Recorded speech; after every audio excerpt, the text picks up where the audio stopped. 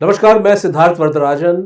आज एक लंबे वक्फे के बाद, एक लंबे अंतराल के बाद प्रोफेसर अपूर्वानंद और मैं आपसे मिल रहे हैं। नया साल 2024 चल रहा है और इन दिनों अगर आप चैनल्स खोलेंगे तो सुर्खियों में एक ही विषय छाया हुआ है और वो है राम मंदिर, और ख़ास तौर पे 22 जनवरी को वहाँ पे जो भारतीय जनता पार्टी और संघ परिवार और जो राम मंदिर का जो ट्रस्ट है, उनका जो एक बहुत बड़ा समारोह होने वाला है, बहुत बड़ा फंक्शन होने वाला है। यही जो है न्यूज़ आइटम आपको अलग अलग चैनल्स पे दिख रहा होगा, अखबार में आप पढ़ रहे होंगे, छोटी बारीक से बारीक खबरें इससे जुड़े हुए आपको मिल रही हैं। लेकिन इसके पीछे जो एक पॉलिटिकल, कल्चरल, स्पिरिचुअल इम्प्लीकेशन है, इस पे बहुत कम डिबेट हो रहा है, बल्कि ना के बराबर उन चैनलों में चर्चा हो रही है। आज अपूर्वानंद आपसे हम इसी विषय, क्योंकि बहुत दर्शकों ने भी पूछा है कि भाई इस पे चर्चा होनी चाहिए, तो 22 जनवरी को मैं खुद वैसे थोड़ा सा डाउट में हूं कि ये फंक्शन है क्या। समारोह जो है, मतलब हमको बताया गया 2019 में और सारे वो विजुअल्स हमने देखे, या 2020 में था शायद, कोविड के टाइम में, जब हाँ 2019 में तो सुप्रीम कोर्ट का फैसला आया, फिर 2020 और फिर 2020 में जो है भूमि पूजन फाउंडेशन स्टोन, जिसमें नरेंद्र मोदी स्वयं यजमान के रूप में वहाँ पे थे। सारे विजुअल से हमको बताया गया कि ये मंदिर का उद्घाटन हो रहा है, या एक तरह से इसका फाउंडेशन स्टोन ले किया जा रहा है।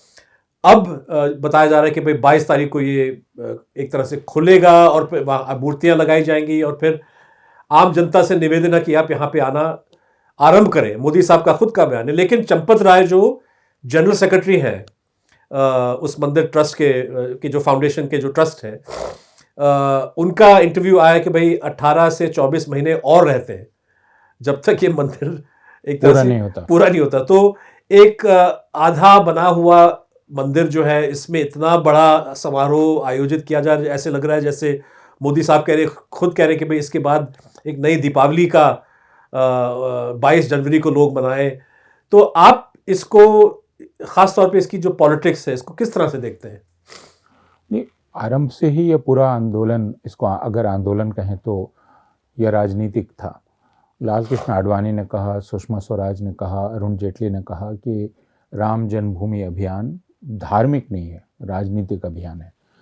और राजनीति उसकी बहुत साफ थी, वह था हिंदुत्ववादी विचारधारा के पक्ष में हिंदू जनमत को तैयार करना। और वह 1980 के दशक के मध्य से आरंभ हुआ और उसमें इनको सफलता मिली।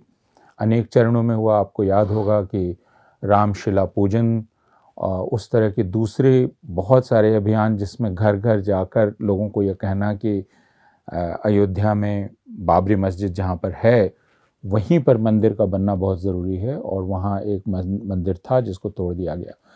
तो ये एक पूरा राजनीतिक अभियान था और इस पर काफ़ी कुछ लिखा गया और हम सब लोगों ने इसको देखा है अपने सामने।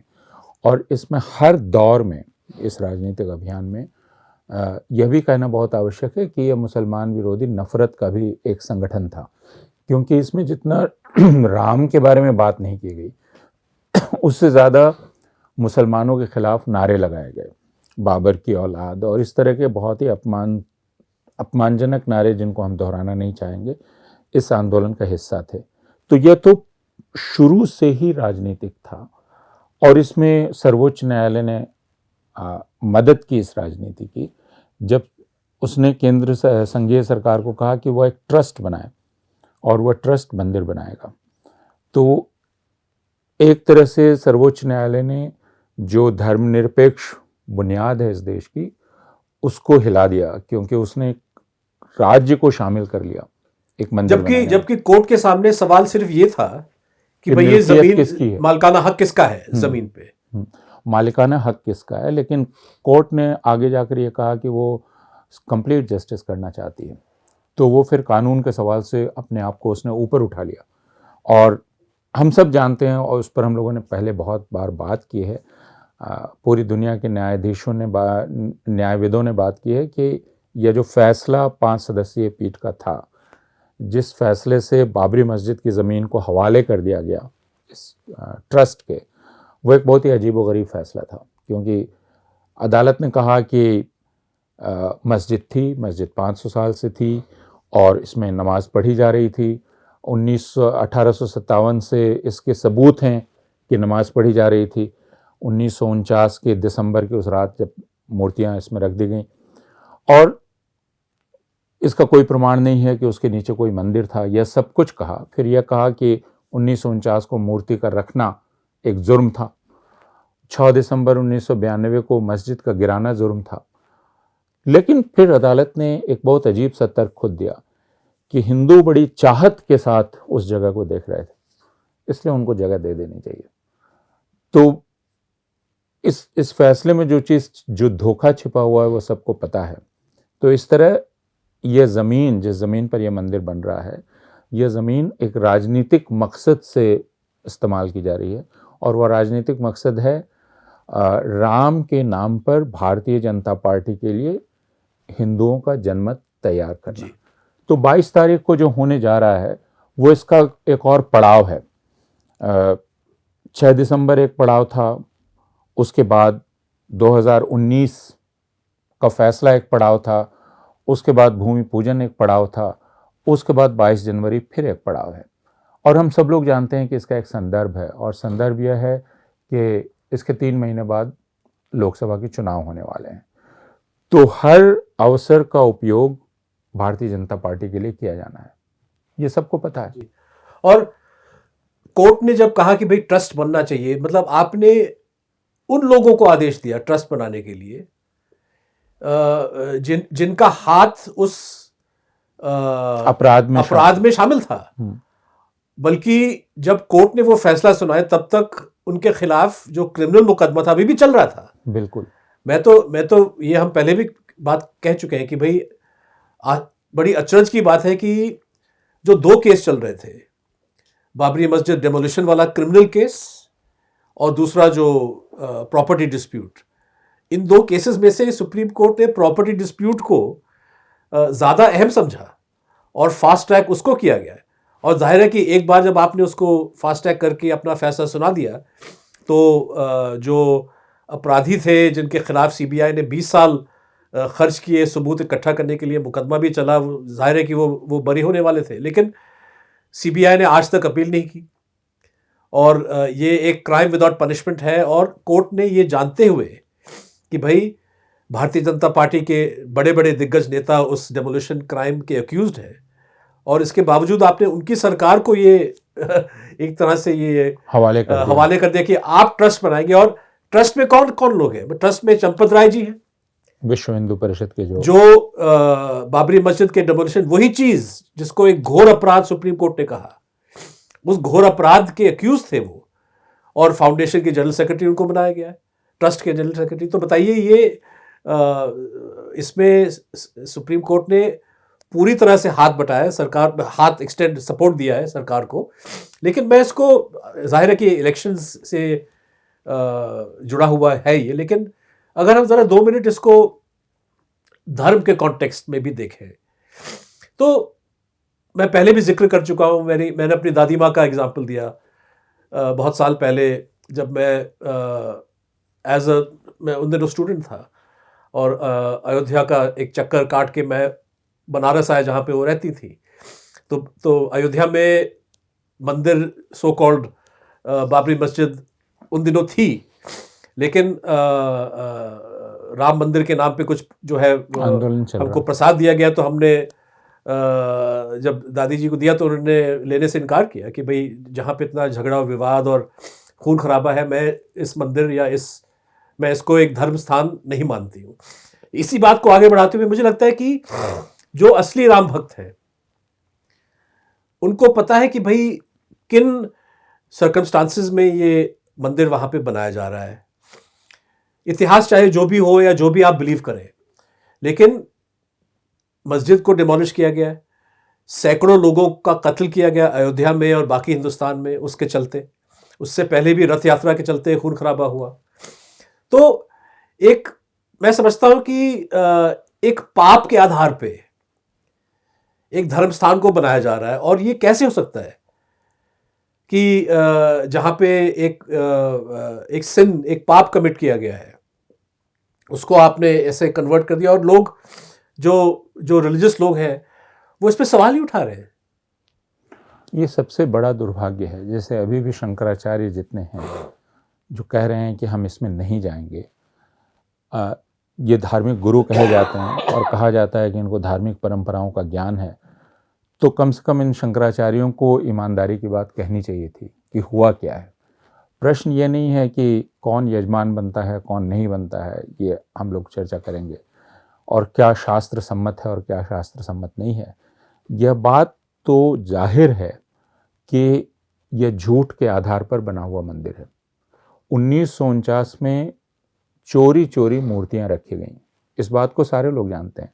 इस बात को खुद भारतीय जनता पार्टी, विश्व हिंदू परिषद, राष्ट्रीय स्वयंसेवक संघ के लोग कबूल करते हैं, बल्कि इसकी डींग हाँकते हैं कि देखिए हमने कैसे यह बेईमानी की, और उस बेईमानी के चलते हमने मस्जिद में ताला लगवा दिया और मुसलमानों की नमाज पढ़ना बंद करवा दिया। ये कुछ वैसे ही है जैसे हम सारे लोग जानते हैं कि आपके घर में अगर पीपल निकल आए तो कुछ लोग जाके वहाँ पूजा करने लगें, तो फिर बेचारा मकान मालिक बहुत परेशान हो जाएगा, क्योंकि उसका घर डिस्प्यूटेड हो गया, क्योंकि वहाँ पीपल लेकर लोग पूजा करने लगे कि अब तो। और उसी तरह मूर्ति चोरी चोरी रख देना, तो पहला पाप यह, और दूसरा 6 दिसंबर का पाप जिसमें आपने मस्जिद गिराई, वो भी झूठ बोलकर, उसमें झूठ बोला गया, और बाद में कल्याण सिंह ने फिर डींग हाँकी कि मैंने झूठ बोला था और मैंने झूठ बोला, इसके चलते मस्जिद गिरी और मैंने ये इंश्योर किया कि मस्जिद गिरी। तो जब स्पष्ट झूठ है और पाप है, इसमें कहीं साहस नहीं है। मैं तब भी मानता अगर कोई कहता कि नहीं मैं कह के जा रहा हूं, तो मैं मान लेता कि हाँ साहस है, आपने गोलियों का सामना किया और आप गए। इसमें जितने लोग शामिल थे सब ने इनकार कर दिया कि हम इसमें शामिल नहीं थे। इसका मतलब झूठ है और हिंसा है और कायरता भी है, तीनों चीजें हैं। उसके बाद उस जमीन से किसी पवित्र भाव का लाभ कैसे हो सकता है? जो आप कह रहे थे मैं वही बात कह रहा हूं। लेकिन हिंदुस्तान के किसी धार्मिक गुरु ने यह बात नहीं की, किसी शंकराचार्य ने यह बात नहीं की, और इसलिए मुझे तकलीफ होती है, क्योंकि मैं अक्सर पोप को देखता हूं जो गलत बातों को गलत कहते हैं, और ईसाई दुनिया में ही जो गलत बात हो रही है उसको भी गलत कहते हैं। लेकिन भारत में अगर कोई धार्मिक गुरु उठ के खड़ा नहीं हो रहा है जो गलत को गलत कह पा रहा हो, तो हिंदुओं के लिए बहुत चिंता का विषय है कि यह इस धर्म के भीतर इसका मतलब आत्मचिंतन बंद हो गया है, और यह धर्म के ह्रास का, उसके गिरने का, पतन का एक लक्षण है। अपूर्व, अगर आप तो लंबे अरसे से नरेंद्र मोदी को देख रहे हैं, समझ रहे हैं उनका जो एक सियासी अप्रोच है, मुझे 2002-2003 में ये बात लगी कि उनके भाषणों में अक्सर वो गुजरात हिंसा के हवाले से और गुजरात सरकार के खिलाफ जो आलोचना, जो तंकीद की जा रही थी कि भाई आप शामिल थे क्राइम में, आपने कातिलों को सपोर्ट किया, जो इल्ज़ाम सरकार पे लग रही थी, उसकी अपनी हुकूमत पे लग रही थी। लेकिन नरेंद्र मोदी ने उस बात को घुमा के बार बार कहा कि भाई गुजरात के 6 करोड़ लोगों का अपमान किया जा रहा है। उससे जो है नॉट ओनली वो डाइवर्ट कर रहा था, लेकिन कहीं ना कहीं वो गुजरात के लोगों को भी एक गुनहगार, मतलब कि उस पाप में शामिल कर रहा था, उस क्राइम में शामिल कर रहा था कि भाई आप भी अपराधी हो मेरी तरह, और अगर मैं पकड़ा जाऊंगा तो आप भी पकड़े जाओगे। ठीक यही लॉजिक मुझे लगता है कि इसमें भी इस्तेमाल किया जा रहा है, ये कह के कि भाई आप भारी तादाद में लोग आए। 22 तारीख को भी जिस तरह से निमंत्रण पत्र भेजे जा रहे हैं अलग अलग फिल्म स्टार को, क्रिकेट प्लेयर्स को, मुख्तलिफ पॉलिटिकल पार्टीज के लोगों को, और आम जो मजदूर जो वहाँ पे जो काम करने वाले लोग हैं, अलग अलग लोगों, और बाद में कहा जा रहा है कि भाई भारी तादाद में आप यहाँ पर आइए 22 तारीख के बाद। कहीं ना कहीं लोगों को उस मतलब इस पाप और इस गुनाह को वाइट वॉश करने की कोशिश की जा रही है, या उनको एक तरह से को अपराधी, कंप्लिसिट बनाया जा रहा है। और मुझे लगा मतलब कि जैसे काशी या किसी भी जो अपना आपका इलाहाबाद, ये त्रिवेणी संगम हो गया, बनारस हो गया, जो हिंदू धर्म के मानने वाले लोग हैं वो स्नान लेते हैं नदी में अपने पाप धोने के लिए, और नरेंद्र मोदी ने अयोध्या को एक ऐसे तीर्थ स्थान में तब्दील कर दिया कि वहाँ पे अगर आप जाओगे उनके मंदिर के इस फंक्शन में, समारोह में भाग लेने के लिए, और उसके बाद कहीं ना कहीं आप पे पाप जो है का जो चादर आप पे उड़ा जा रहा है, मतलब आपको भी एक कंप्लिसिट किया जा रहा है। और ये मैं हैरान हूँ कि जो हमारे अलग अलग जो हिंदू धर्म के जो लीडर्स हैं, उनमें से एक या दो ऐसे भी लोग नहीं आ गया है जो साफ साफ शब्दों में ये कह सके कि भाई ये आपका पॉलिटिकल प्रोजेक्ट है, आपने लाइज और डिसीट के साथ इस चीज़ को किया है और इसमें हम शामिल नहीं होना चाहते। बिल्कुल। इसको एक दूसरे ढंग से भी देखिए, कहा जा रहा है कि ये राम लला का मंदिर होने वाला है, यानी शिशु राम का मंदिर होने वाला है, और इसके पीछे की राजनीति बहुत स्पष्ट थी और इसमें भी सरकारी वकील ने मदद की थी, परसरन ने, आपको याद होगा, जिसमें आया कि ये एक चिर शिशु राम होंगे। तो चिर शिशु अगर राम होंगे तो उन अभिभावक के ज़रिए ही काम कर पाएंगे, अपने मित्र और अभिभावक के ज़रिए, और विश्व हिंदू परिषद उनका अभिभावक बन गया, उनके लोग बन गए। और इस तरह राम के संरक्षक या पैट्रन और उनके प्रोटेक्टर, उनके हितों के प्रोटेक्टर अब ये लोग हैं, यानी ये खुद राम से बड़े हैं। राम खुद कोई फैसला नहीं कर सकते, ये फैसला करेंगे। पहले तो ये चीज़ थी जिस पर हिंदुओं को ऐतराज़ होना चाहिए था, लेकिन किसी को ऐतराज़ नहीं हुआ। दूसरे की राम लला जैसी किसी चीज़ का राम भक्ति परंपरा में कोई स्थान नहीं है। राम लला जैसी कोई चीज़ नहीं है, क्योंकि आप तुलसीदास का रामचरितमानस देख लीजिए, जो उत्तर भारत में सबसे ज़्यादा प्रचलित है, उसमें मर्यादा पुरुषोत्तम राम की पूजा होती है, उनकी मर्यादा पुरुषोत्तम रूप की पूजा होती है। तो जिस तरह हर भगवान का एक स्वरूप होता है, तो कृष्ण का बाल रूप तो है जी, लेकिन राम राम लला नहीं है। तो फिर रामलला आ कैसे गए, उनका इतिहास क्या है? 1980 के दशक के पहले रामलला कहाँ थे? अगर वो परंपरा में कहीं नहीं थे तो हम लोगों ने उनको स्वीकार कैसे कर लिया? तो इसका मतलब यह है कि अब हिंदू धर्म को विश्व हिंदू परिषद और आरएसएस परिभाषित कर रहा है और हिंदू उसको स्वीकार कर रहे हैं, या हिंदू अपने आप को हवाले कर रहे हैं उसके, और कोई धार्मिक गुरु या कोई धार्मिक धर्म का जानकार इस बात की आलोचना नहीं कर पा रहा है जी। और यही हम लोग चर्चा कर रहे हैं कि हमारे लिए काफ़ी चिंता का विषय है कि आप खुद को हवाले कर रहे हैं एक राजनीतिक दल के, और वह राजनीतिक दल तय कर रहा है कि आप किस किस्म के हिंदू होंगे, आपका हिंदूपन कैसा होगा, किस दिन आप दिवाली मनाएंगे, कौन सा सबसे महत्वपूर्ण दिन होगा, वगैरह वगैरह। अगर हम राजनीति की बात करें और ख़ास तौर पे जो अलग अलग पॉलिटिकल पार्टीज़ हैं, अगर आप चैनल्स को देखें तो चैनल्स में ये चर्चा हो रही है कि क्या मास्टर स्ट्रोक नरेंद्र मोदी ने चलाया कि भाई इन सबको वहाँ पे आमंत्रण किया कि अब आप भी आइए, उसमें आप भी शामिल हो, और वो फंस गए। और अगर कुछ कुछ पार्टीज़ की बातों को हम सुने तो वाकई लगता है कि वो दुविधा में है, वो समझ नहीं पा रहे कि इस निमंत्रण को कैसे हैंडल किया जाए। शायद स्पष्ट शब्दों में सिर्फ अभी तक Sitaram Yechury communist party of India Marxist के नेता ने कहा कि भाई हम नहीं जाएंगे, और वजह भी उन्होंने दी कि भाई ये एक आपका पॉलिटिकल प्रोजेक्ट है, उसमें हमारा कोई रोल नहीं है।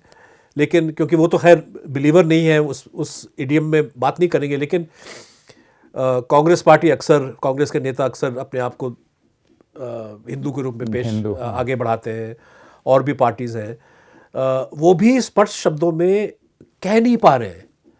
इसकी वजह क्या है?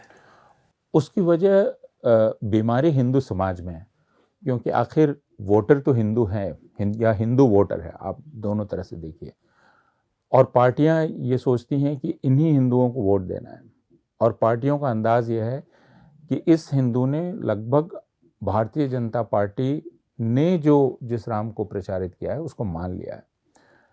तो अब पार्टियों के पास इसके अलावा कोई चारा नहीं है कि वो इसी के अनुसार चलें, क्योंकि वो इस हिंदू को नाराज़ नहीं कर सकती हैं, इस हिंदू का वोट उनको चाहिए।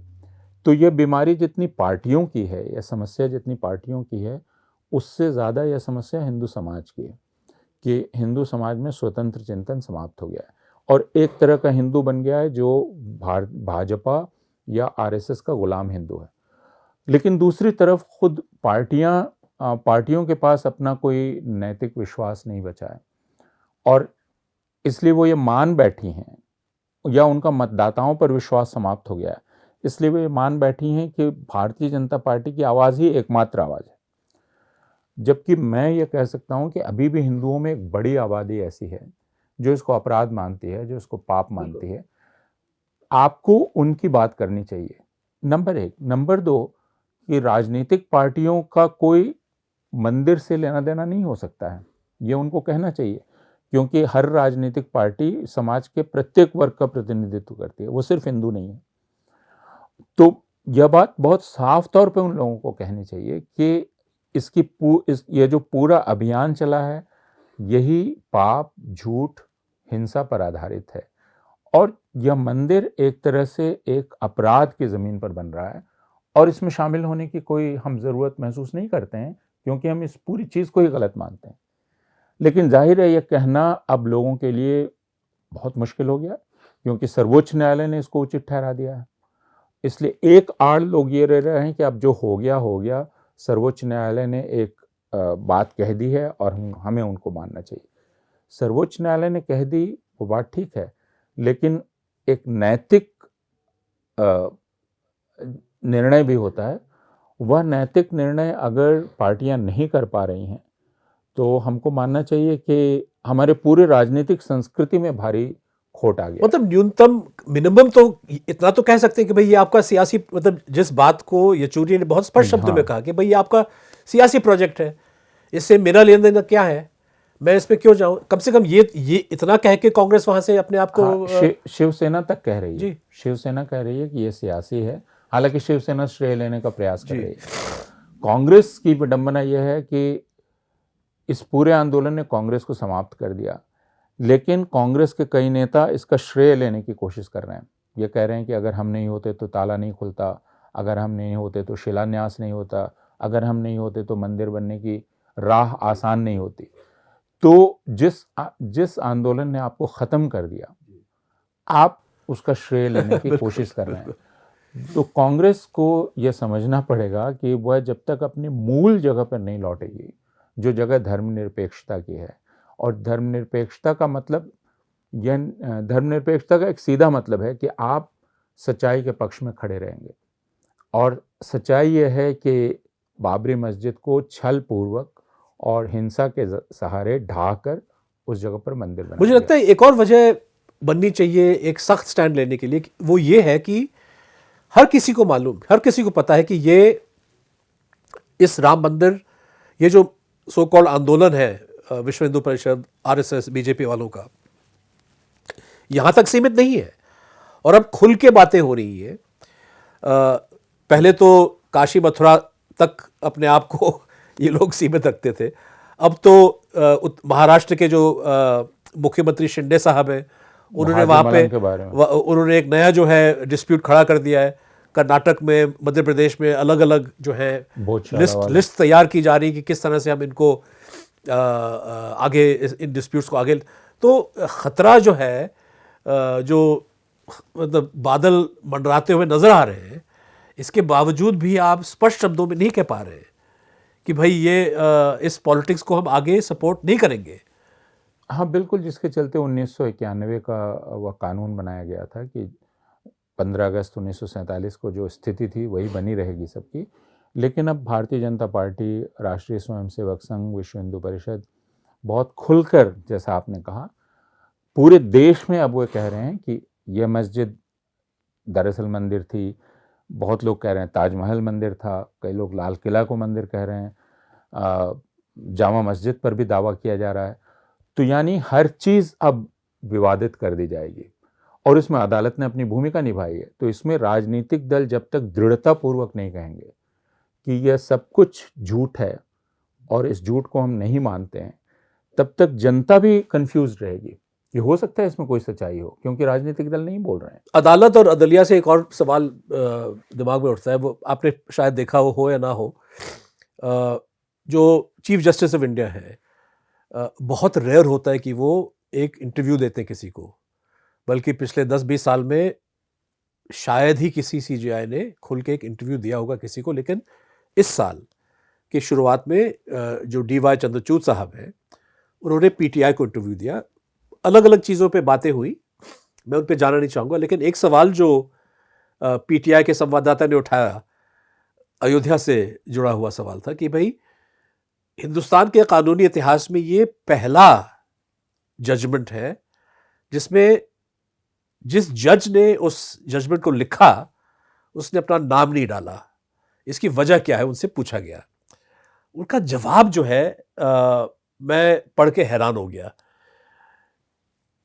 एक तरह से उन्होंने कहा कि भाई ये वर्डिक्ट यूनानिमस था, हम सब सहमत थे, लेकिन बहुत सारे ऐसे फैसले होते हैं जो आम सहमति से पारित होते हैं लेकिन फिर भी उनकी ऑथरशिप होती है। जो तर्क उन्होंने दिया वो ये था कि भाई हम 5 जजेस ने ये तय किया कि हिंदुस्तान के इतिहास के हवाले से और डिस्प्यूट वगैरह के हवाले से ये एक इतना अहम केस था कि इस पे हमको एक आवाज में बात करनी चाहिए। और मैं सोचने लगा कि भाई इतने सारे केसेस हैं सुप्रीम कोर्ट के सामने, अलग अलग किस्म के केसेस, पिछले 5 साल का ही अगर आप फहरिस्त देख लीजिए तो 370 है, CAA है, इलेक्टोरल बॉन्ड्स है, बहुत सारे केसेस हैं। आपका ये केरल वाला सबरीमला केस था, इतने सारे अगर आप धर्म के वाले से कहना चाह रहे हो जहाँ पे औरतों को अपने धार्मिक अधिकारों से वंचित किया जा रहा है, और लेकिन इस केस को आपने ये अहमियत इन 5 जजों ने क्यों दिया? क्या कहीं ना कहीं ये इशारा था कि 5 जजेस भी भारतीय जनता पार्टी और संघ परिवार के उस विचारधारात्मक जो एक प्रोजेक्ट है या एक विचारधारात्मक जो अप्रोच है उससे सहमत है? और ये सवाल मुझे काफ़ी परेशान कर रहा है कि भाई ऐसे कैसे उन्होंने सोच लिया कि भाई तमाम जो केसेस है ये केस सबसे अहम था। हाँ, उसको मैंने भी पढ़ा और मुझे भी वो पढ़ के काफ़ी सदमा सा लगा कि कोई मुख्य न्यायाधीश ये बात कह भी सकता है, क्योंकि आखिरकार मामला अदालत के सामने, अदालत के बारे में ये कहा जाता है कि वो उत्तेजित नहीं होती है, वो जो दुनियावी बेचैनियां हैं उनसे अपने आप को मुक्त रखती है और उसके बाद विचार करती है शांत और स्थिर दिमाग से। लेकिन अगर अदालत ने यह मान लिया है कि यह शताब्दियों में आने वाला जैसा नहीं होता है वैसा मसला था, और उनके ऊपर जिम्मेदारी थी कि वो इस बहुत ही, उन्होंने जो शब्द इस्तेमाल किया था वो था कॉम्प्लेक्स, एक बहुत ही जटिल मसला था जिसको सुलझाने की जिम्मेदारी, हिस्टोरिक, ये सब कुछ उन्होंने दे दिया। और उसके बाद कहा कि हमें एक तरीके से सोचना चाहिए। तो बाद में जिस बात को गौतम भाटिया ने लिखा एक दूसरे संदर्भ में, जब फाली नारीमन ने 370 के मामले में कहा कि उनको इस बात से काफ़ी तकलीफ हुई कि कोई डेसेंट जजमेंट नहीं था, कोई अलग जाता हुआ एक जजमेंट नहीं था, सबने एक स्वर में बात की। और गौतम भाटिया ने लिखा था कि इसका महत्व तो ये है कि आप ग्रुप थिंकिंग करते हैं या आप अपना इंडिपेंडेंट माइंड अप्लाई करते हैं, और इससे ये पता चलता है कि आप ग्रुप थिंकिंग कर रहे हैं। और जैसे ही आप ग्रुप थिंकिंग करने लगेंगे उसमें यह आरोप लग सकता है जो आपने कहा कि यह ग्रुप थिंकिंग किसी एक उद्देश्य से की जा रही है, आपको एक नतीजे पर पहुंचना है, क्योंकि आप इस ऐतिहासिक जिम्मेदारी से भरे हुए हैं कि हमें इसको सुलझाना है और इसको एक नतीजे पर पहुंचा देना है, जबकि आपके पास सिर्फ एक कानूनी मसला था और उसको सुलझाना था आपको, लेकिन आप उससे कई कदम आगे बढ़ गए और आपने अन्याय कर दिया न्याय के नाम पर। तो मुख्य न्यायाधीश का वह बयान बहुत ही महत्वपूर्ण था और उससे उस फैसले के पीछे के कारण हम लोगों को समझ में आते हैं कि वो कारण क्या है। हम उन्हें बहुत स्पष्ट कहें या ना कहें, लेकिन वे कारण क्या हैं, क्यों उसको सुलझाने की इतनी बेचैनी और जिम्मेदारी का एहसास इन लोगों को था। और इसीलिए उस फैसले में बार बार ये कहा गया है पीस एंड ट्रैंक्विलिटी, अमन चैन कायम करना। अमन चैन कायम करना ये अदालत का काम नहीं होता है, लेकिन अदालत ने अपने ऊपर यह काम ले लिया कि अमन चैन कायम करना हमारा काम है। और उसका नतीजा हम देख रहे हैं कि अमन चैन है नहीं, क्योंकि उसके बाद मुख्य न्यायाधीश ने एक दूसरा मामला खोल दिया है और वह है ज्ञानवापी का, और उसको उन्होंने एक बहुत ही विचित्र ज्यूरिस्प्रूडेंस से खोला है, जिसको मैं ज्यूरिस्प्रूडेंस ऑफ क्यूरियोसिटी कहता हूँ, जिसमें उन्होंने कहा कि हाँ ये कोई मिल्कियत तो नहीं बदल रही है, अब मैं जानना चाहता हूँ कि मस्जिद के अंदर क्या है, तो ये जानने का हक प्रैक्टिस क्या हो रहा है। हाँ, क्या प्रैक्टिस हो रहा है या अंदर किस तरह का आर्किटेक्चर है, क्या चीज़ है, तो ये जानने का अधिकार किसी भी नागरिक का है। इसका मतलब कल को मैं आपके घर कहूँगा कि मुझे ज़रा सिद्धार्थ जी का घर देखना है, मुझे जानने की इच्छा है, और फिर कहा जाएगा हाँ हाँ इनकी इच्छा पूरी कीजिए, और फिर मैं कमरे में जाऊँगा, कहूँगा कि यहाँ तो ये मेरे पूर्वज का एक घड़ी रखी हुई है, तो वो तो डिस्प्यूटेड हो ही गया। मैं ये दावा कर रहा हूँ, अब उसकी जांच होगी, तो उस घड़ी का इस्तेमाल तो फिर सिद्धार्थ नहीं कर पाएंगे।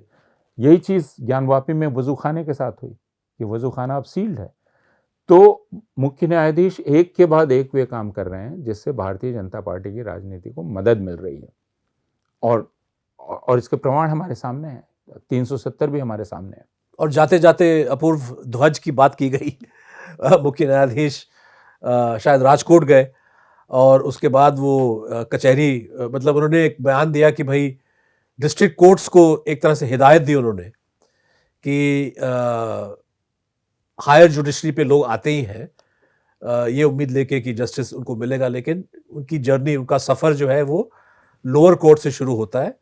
और फिर उन्होंने ध्वज का जिक्र किया, तिरंगा का नहीं, तिरंगा जो सुप्रीम कोर्ट से लेके हाई कोर्ट तक और डिस्ट्रिक्ट कोर्ट तक ऊपर लहराता है, उस ध्वज की बात नहीं की उन्होंने। ध्वज की बात उन्होंने मंदिर वाली की, द्वारकाधीश और सोमनाथ, और उस ध्वज का जिक्र करते हुए बोले कि भाई वो एक प्रतीक है, एक सिंबल है जो सबको इंक्लूड करता है, जो वाकई में शायद इतना एक्यूरेट भी नहीं है उनका। नहीं, उसमें कई बातें थी।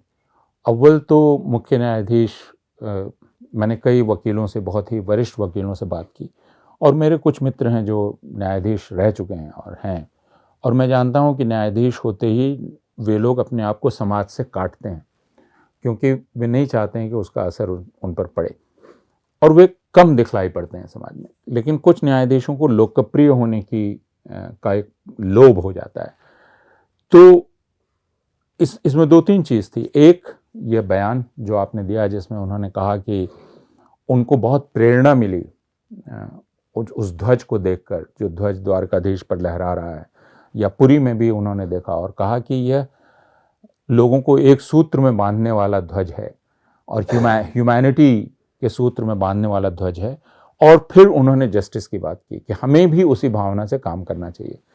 तो ये सहज ही प्रश्न उठा कि आपने गुजरात जाकर सोमनाथ मंदिर खासकर, और उसके बाद द्वारकाधीश, और फिर पुरी और धर्मध्वज, और फिर उसको न्याय से जोड़ दिया, जिसका स्रोत सिर्फ भारतवर्ष में संविधान हो सकता है।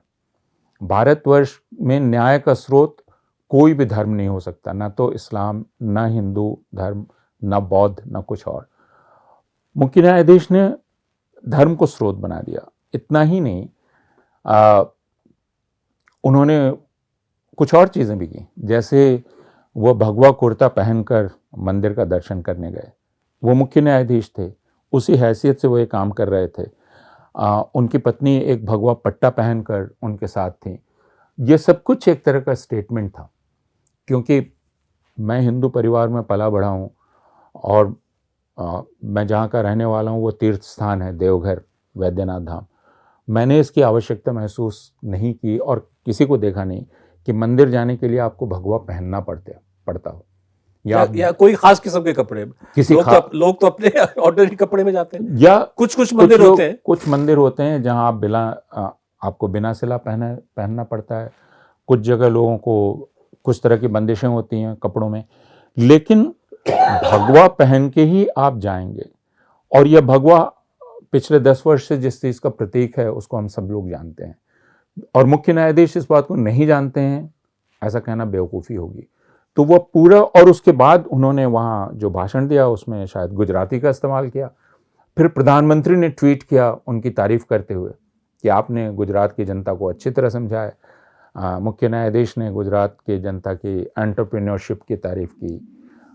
फिर उन्होंने कहा कि वो he was moved by the understanding of the by the waste management of Somnath ji. तो ये मुझे बहुत सांकेतिक लगा कि धर्मध्वज, भगवा कपड़ा, भगवा वस्त्र, और उसके बाद स्वच्छता अभियान और गुजराती, और उसके बाद प्रधानमंत्री की शाबाशी। आमतौर पे कोई भी मुख्य न्यायाधीश थोड़ा संकुचित हो जाएगा, एम्बैरेस्ड होगा अगर उसको प्रधानमंत्री इंडोर्स करने लगे। तो यह सब कुछ जो हो रहा है ये हमारे लिए बहुत चिंता का विषय है। अपूर्व, एक लंबे अंतराल के बाद आप और हम बैठे और मुझे लगता है कि आज का जो कॉन्वर्सेशन है, नए साल हम इससे शुरू कर रहे हैं, तो मैं उम्मीद करता हूँ कि आप और हम और फ्रीक्वेंटली बैठेंगे। और दर्शकों को भी मैं आश्वासन देना चाहूँगा कि इस प्रोग्राम के बाद जल्द ही दोबारा आपके लिए हम लोग हाजिर होंगे एक नया, एक अलग विषय लेके। आप देखते रहिए द वायर का यूट्यूब चैनल। बहुत बहुत शुक्रिया।